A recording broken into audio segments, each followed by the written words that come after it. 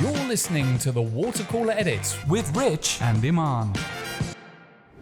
Hi, everyone, and welcome back to another episode of the Watercooler Edit with my Bayut, hosted by myself, Eman and Richard. Hey, how you doing? I'm all right. Today, we're actually doing something different. We are going to go into an in-depth developer profile for Binghatti Developers. That's the first time that we're actually doing this. Yeah, I'm looking forward to this, right? It's our first developer profile, a first for the Watercooler Edit, and the first of a few potentially. But we're going in big. We're going in with one of the most prominent developers out there. So exciting times. It's going to be good. Yes, let's get started.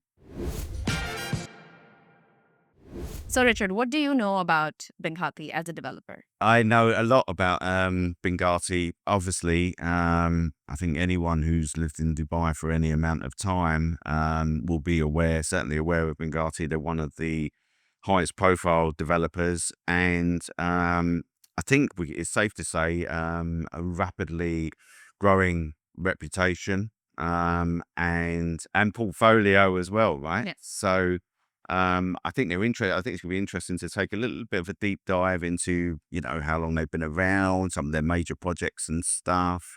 So should we head down that road? So basically, Binghatti was founded in 2008. So they're relatively a new developer for this market, right? Mm-hmm. And they are actually in a unique position because they only work on apartment buildings, commercial, residential, and hotel spaces. Okay, so no villas, right? No villas. Okay. And I think what's really interesting and what sets them apart is that they have a very strong and striking visual brand identity, which was something that they actually did on purpose. They wanted all of their buildings to be very easily recognizable, for you to instantly go and see it and be like, okay, that's a Binghatti building. Yeah, and I think there's absolutely no doubt they've achieved that, right? As I think you can tell as you go around town, once you've kind of seen one Binghatti, not that they all look different, but there is a kind of aesthetic theme, and you're like, that's a Binghatti, that's a Binghatti, Yeah, exactly. So they've certainly achieved that, and I think that has helped, without a doubt, with raising their profile. Right. And I think you can really tell because one, they all have that distinct color of orange of a million, right? Mm-hmm. The second part is Can that I just interrupt you for 1 second? Is your jacket a tribute to that it orange? is. Yeah, hey, there we go. Some color coded. The thing I had closest, but orange. They also utilize a lot of white. Yes. And then they have very distinctive shaped buildings. Yes, very much so. Yeah, there's some of the designs, the architecture are really quite striking, and they stick in your mind, right? So they have a lot of like geometric patterns. Their balconies are generally very uniquely shaped, so you can instantly see what it looks like. We'll put up some images of a few of their buildings.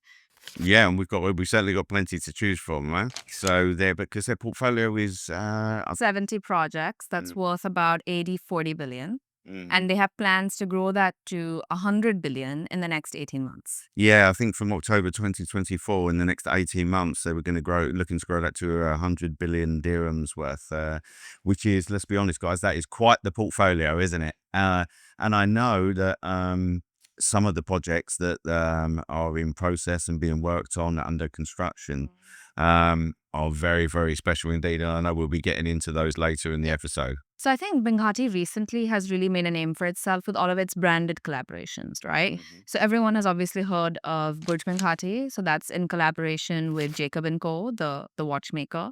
Then there's Mercedes-Benz Places in downtown that was recently announced. Lots of hype around that. And then there were also the Bugatti Residences by Binghatti, which is quite an interesting name. It's a mouthful. Yes, I struggled with that. in our pre-recording, I was struggling with that. Bugatti by Binghatti. Yes. There you go. Nailed it, guys. Yeah, first try. And it looks amazing, doesn't it? It really does. Now, remind me, is this the one where Neymar? Yes, Neymar and Andrea Bocelli. Yeah, so Neymar, the footballer, used to be at PSG. Now he was playing in Saudi. I'm not sure if he's still there, if he's been released or not. He paid a whopping amount for a penthouse, didn't he? And my iPad's gone off, so I can't tell you how much it was. So, but how much was it? Let's see, because I have it open as well. He paid 200 million for that dirham, so that's 55 million US dollars. There you go, guys. That's a tasty amount. if you've got it, why not? That's what I say. But it is a building as a building. Looks absolutely stunning. And obviously, as you say, Andrea Botticelli as well. And they had a signing session when he purchased his unit. Yeah, they had it at the Emirates Palace down in Abu Dhabi. So with the chairman of Binghatti. Yeah, so we're talking, it doesn't get much more high profile than these developments. And then we've obviously got the Burj Binghatti as well, which is... So that is actually supposed to be the tallest residential tower in the world at 104 stories. It's supposed to beat Central Park Tower in New York City. Yikes. Yeah, and that's actually a really interesting development. So it's located in Business Bay. Mm-hmm. And one of the things is that they have different naming structures for all of the units there. So if you live in a 2-bed apartment, it's actually a sapphire. If you live in a 3-bed apartment, it's an emerald. The ultimate epitome of luxury in that building. It's called the Billionaire Penthouse. And it's spread over 2 floors, tons of bedrooms, tons of amenities, your own private infinity pool, all sorts of things. Tasty. Not the millionaire penthouse. No. The billionaire penthouse. Yeah, it's a very important distinction there.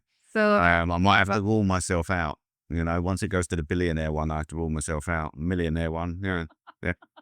No, look, I bet it's amazing stuff, right? But we're talking opulence. We're talking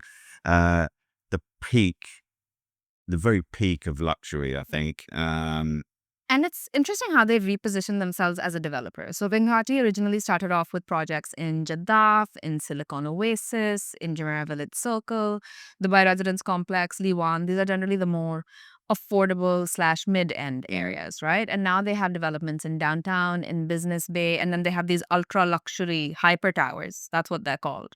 They're not even normal skyscrapers. They're hyper towers based on the price point. Because Mercedes-Benz, first phase completely sold out. It's 71 stories. There are about 150 units there. Yeah. Starting price was 8.8 million in off plan.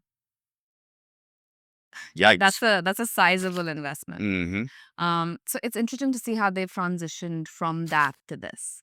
Yeah, I mean, I think the scope of their developments now is making them more prevalent as a developer. Because of the amount of the population that they're catering to, so with regard to people's incomes and where they can live and what they can afford, they're kind of covering a lot, right from the scale of just your kind of normal working people right up to your billionaires, right? Yeah. So and they're doing it really, really well, and I think their reputation is growing at a rate of knots. Let's put it that way. And I think what's interesting is that they also have a strong focus on sustainability and development from that aspect as well. That's something that they do keep in mind for all of their developments. So they really do blend sustainable living and tech. And then they have all of these gorgeous residences that you can see all across Dubai, right? So it's spread across from the heart of the city to the suburbs and beyond. Yeah. Do we have a colleague who lives in We do. in DSO, right? Yes. Yes. So I think what's interesting now, Binghatti has, I think, one of the most unique naming structures. So obviously you have your Burj Binghatti and, you have all of the Mercedes-Benz places where it's not in a system. It's more custom name based on the Yeah, collaboration. it's kind of bespoke based on the collaboration, yeah. Now, all of the other Binghatti buildings most of them start off with the name Binghatti, and then there's something that describes the project as a whole. And that is also seen in the architectural style that you have. So, for example, there is a Binghatti Phantom, there's a Binghatti Azure, there's a Binghatti Diamonds, then you also have the other emeralds and sapphires and rubies and all of the other jewels. They have like the Binghatti Gardenia, so there are some floral themes there as well, and that is dependent on the project itself. That's interesting. So the Binghatti Phantom, Yes. what's the visualization there? Is it like sometimes you can see it, sometimes you can't? No. You drive home, like, where's my building gone? Is that what they're... No, not at all. It actually has a really distinct architectural style, and all of the balconies, they're not connected, but they appear connected. Oh, wow. That's very cool. So they have it as like a layered effect. So it kind of looks like the Leaning Tower of Pisa if it had balconies and if they were like in a spiral. Yeah? Yeah. Yeah. Oh, nice. So I apologise for my dad joke there, by the way, with the phantom thing. But I am officially a dad now, so I can make dad jokes, right? Exactly. Yeah. But what is your favorite Binghatti building? My favourite, right? I've gone. It is a very nice. This is a very nice looking building. It's a very distinct looking building. It's in JVC, but I will be honest that I've mainly picked it because of the name, right? So it's the Binghatti Venus. And I picked this because of my love for all things kind of planetary and space and cosmic and what have you. But I should say as well that it is a genuinely, I think it's got 2 beds and 3 beds apartments in there. Very striking building, very striking lighting actually on the outside. But yeah, you know what I'm like for planets and everything like that. So that name really stuck out to me. Aesthetically, if I was to choose one aesthetically, I would go back to and I can't believe I'm going to have to say this again, the Bugatti by Binghatti. Thank you very much. Yes, I would go back to that because I think that is an absolute start. I think that's going to become, on completion, an iconic building. And we see like postcards of Dubai and stuff like that. I suspect you will be seeing that building on there because of how impressive it is. But yeah, so for me, Venus. How about you? So I went with something completely off topic, I guess. They have a building and it's they don't have anything else named like it. It's called Binghatti Skyblade in downtown. I feel like it sounds like a video game. I'm like, I would not imagine this name for a building. It really does sound like a video It game. does And a also- cool video game and that. And it does weirdly look like a blade as Does it? well, the way that they've designed it. Yes. Is it one tower or It's one tower one in tower. downtown. It's downtown. Does the Skyblade, does it pierce the sky? Right. It's not that tall, No. but it just has the appearance of like a switchblade. Okay, how many floors are we talking? I don't know. Aesthetically, I feel like all of their buildings kind of form that same visual theme. Mm-hmm. So they're very pretty to look at. But Okay. overall, I'm excited to see proper renders for both the Burj Binghatti and Mercedes places. Mm-hmm. Mm. Yep, totally agree. I mean, I think it's just going to be interesting because it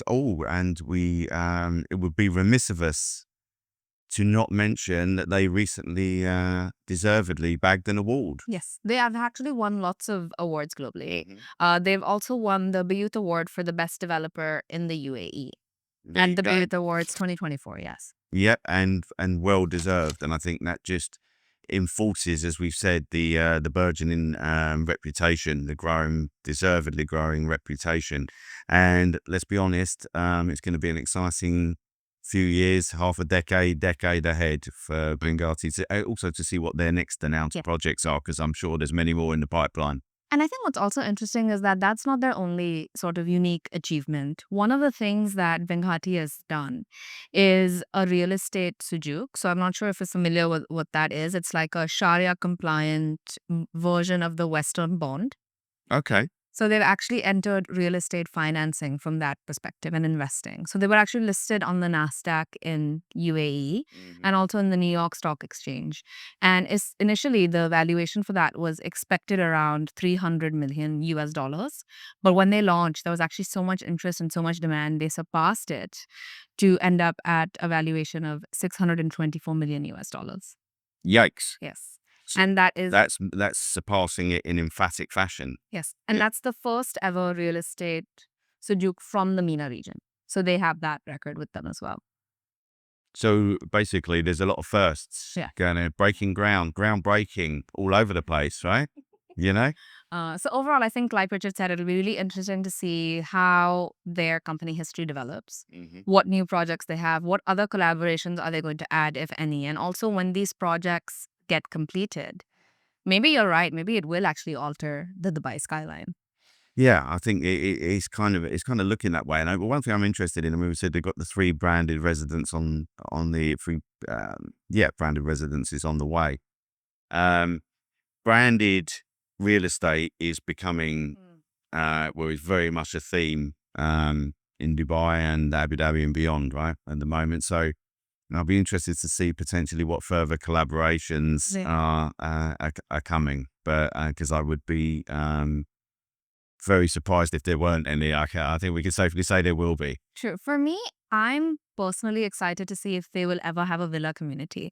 Mm. Because how will they have distinct homes set up with that brand identity?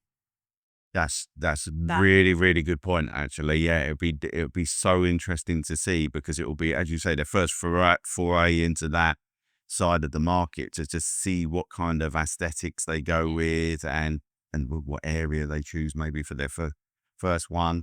It's all to be revealed, guys, but it's going to be interesting, right? Yes. So that wraps up this episode of the Watercooler Edit with My Bayut. There will be a full accompanying article on this on My Bayut, so you can go ahead and read through, where there's a lot more information than what we've mentioned. So that's Bayut.com/My Bayut. And we'll catch you in the next one. Cheers, guys. You're listening to the Watercooler Edit with Rich and Eman.